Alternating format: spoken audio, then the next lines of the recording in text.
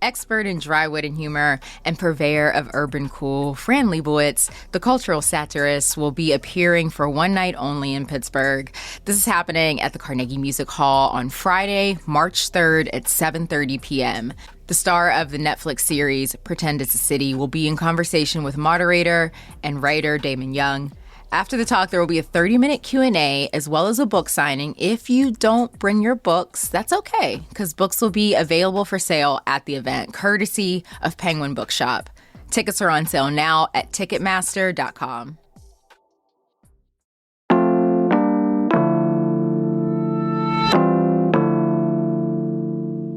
Here's what Pittsburgh is talking about.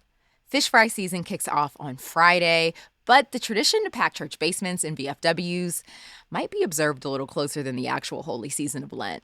Sorry, Sister Bridget. And for you non-Catholics, that means you can only get it through the first week of April. So we're bringing back this episode with Pittsburgh fish fry connoisseur and writer Rossilynne Skena Culgan to dish about the tradition and what's good on the menu.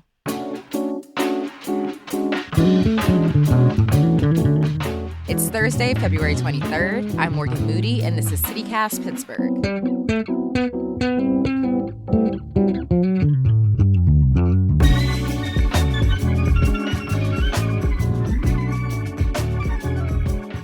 Rossilynne, you've done some reporting on fish fries for Saveur magazine, which sounds delicious. How did this tradition get started? So it actually dates back a long time. So late 1890s, early 1900s, churches around the region and civic clubs as well were hosting fish fries. At that point, they weren't necessarily tied to Lent. They were called Tennessee fish fries. And then over the years, the churches kind of continued with this, but it wasn't in the way that we know a fish fry today, the big public gathering. Flash forward a little bit, it's the 1960s, and Woolies, the beloved Woolies, starts running these ads in the newspaper. And I pulled up one from the archives here. It says, your group can enjoy a famous Robert Woolley delicious fish fry for less than 25 cents a person, all equipment furnished. So Woolies is really trying to get this to be more popular, starting in the early 1960s. Then 1966 is a really big year. So up until this point, Catholics were asked to abstain from meat on every Friday. But in 1966, the church changed those rules and made it just for Lent, which really kind of commodified the fish fry. It put it into this shorter time period, which sort of can be a little bit more exciting. So looking ahead, it's the 90s, food TV is becoming really popular, and then in the last decade, we've really had the golden era of the fish fry, where we have a lot of social media posting, fish fry brackets, a lot of media attention about fish fries. So in the last 10 years, it's really been this big moment for fish fries in the way that we know them today. Yeah, because I've heard, I think it was maybe some Catholic, and I don't know if it was from my mom saying that fish fries kind of started as a way of like, if it was like an economic thing, but hearing that fish at one point cost 25 cents for a sandwich, inflation is insane. Inflation is a big story this year, too, with the fish fries. It's been really tough for a lot of them. So 25 cents, it was really hard to read that given where we are today. And actually, yeah, piggybacking off of the inflation, why are fish fries so important here? Like other cities have them, but they don't seem to be as like culturally and socially significant as they are, and financially as they are here in Pittsburgh. Definitely. It's a huge fundraiser. And this is for churches, both Catholic and non-Catholic churches, civic groups, fire departments, kind of across the board. It's really important for their budget.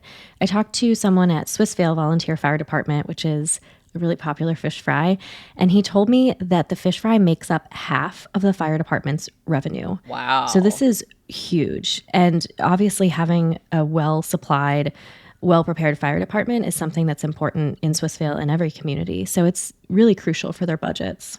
Yeah, to make up 50% of their budget when it's really only something that goes on. It's not every single Friday. You know, it's really just for like, you know, a few weeks. Exactly. That's amazing. So how many fish fries do we have here in the area? Would you say ballpark, I guess, if there's not? I've seen fish fries everywhere, so I don't know if there's an exact number. I went to the Code for Pittsburgh Fish Fry map which if y'all haven't seen that, I highly recommend it. And I counted, by my count, they have 166 fish fries listed across the region this year, which is a lot. I don't have historic data to find out how that compares to years past, but I do know just anecdotally that unfortunately some fish fries are not running this year, and they've said that that's because of the inflation issues they're facing.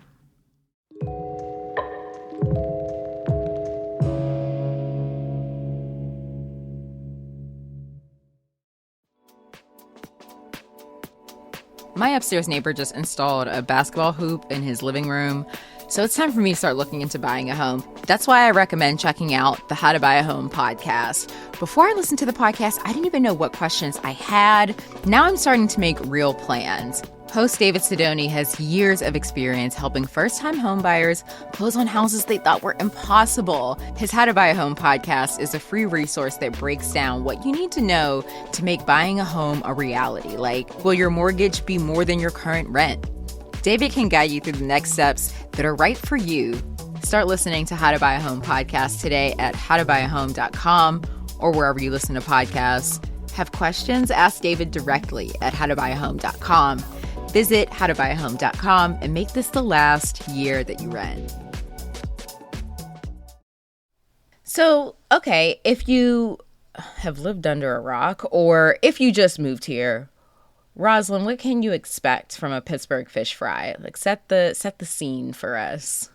So in terms of the scene, my new friend, the Cod Father, who has an amazing Facebook page, his name is Dave Shore. He started this page several years ago, and it's really taken off. He had the best description of a fish fry. He was talking about how when you go in, you know, his ideal is you're going into a church basement, you're going down these stairs, they have the industrial tile on the ground, they have fluorescent light bulbs, maybe they're, you know, tinged with yellow from the years when people could have smoked in there. There's like stuff around from CCD or another, you know, church event. So that's kind of the setting for him. Another setting I want to point out is, again, Swissvale Volunteer Fire Department. You actually eat among the fire trucks. So they set up tables in the garage and you're sitting there eating next to a fire truck, which I think is really cool. And if you have kids, they probably will think it's the coolest thing ever. And then in terms of the food, there is often a line, but a lot of places now have options where you can call ahead, which is great. So there's usually a line. And then once you get your food, it's this fluffy white bun. Sometimes it's more of a hamburger size bun. Sometimes it's more of a hoagie size roll. And inside that, you've got your crispy fried fish. It's usually going to be cod, but one fish fry that I interviewed uses haddock, which is a bit unique. That's at St. Sava Serbian Orthodox Church in McKeesport. The sides are really important. So some will have homemade pierogies, as I mentioned, halushki, mac and cheese, fries, coleslaw, and then the desserts. These really vary from place to place. So some places aren't big on the desserts, but for others, that's huge. You'll have homemade pies, cakes, sometimes homemade donuts. At St. Sava's, they do what's called palachinki. They also do a ton of nut rolls and apricot rolls. So the food is really what you're here for, and it's extraordinary. It all, especially in this region, has kind of a very, you know, Eastern European flair. But some of them even have shrimp and lobster too, right? They can get like a little fancy. They do. Yes, they do. And, you know, it's all ends of the kind of food spectrum. Swissvale this year also has a beer battered grilled cheese sandwich. I don't even eat cheese, and that sounds amazing. Amazing. I feel like it's the kind of thing you want to share with some friends. I can't imagine eating a whole beer battered grilled cheese sandwich. So bring some friends and share it. That sounds so good. My mouth is watering. But have there been any long-lasting effects, you know, since the pandemic on fish fries? I know churches were struggling to stay open. It's too early to tell, but I think in a couple years we'll look back and see what those changes have been. I do know that Catholic churches have been closing throughout the region or consolidating, and that's definitely a trend I think for us to keep an eye on. Are these fish fries going to fade away over the years, or is this a tradition that we can reliably count on for the foreseeable future? Rossilynne Skena Culgan is a journalist. We'll link to her piece in Savor in the show notes. Thanks for joining us. Thank you for having me.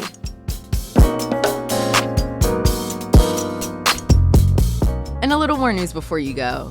We've got a lot of stars from the Pittsburgh area, and a North Allegheny graduate is about to be among them, quite literally.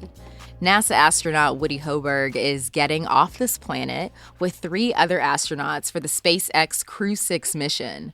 The crew will spend 6 months on the spacecraft that floats 254 miles above the Earth.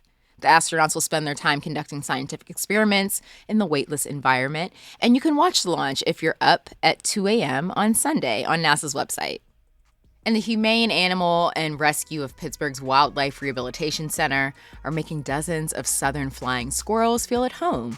This is according to a story from WESA. The organization rescued 31 of the tiny acrobatic squirrels after they were displaced from their homes. They'll be kept at the Verona Center until it's warmer out and food is accessible. Then they'll be returned within a mile of where they were found. Until then, they'll be relaxing in hammocks in their enclosure. It's really cute.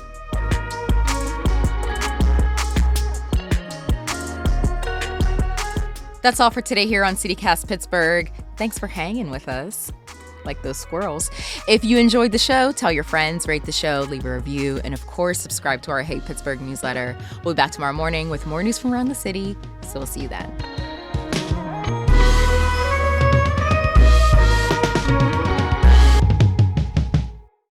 You can't see that on the audio, but okay. I am fancy.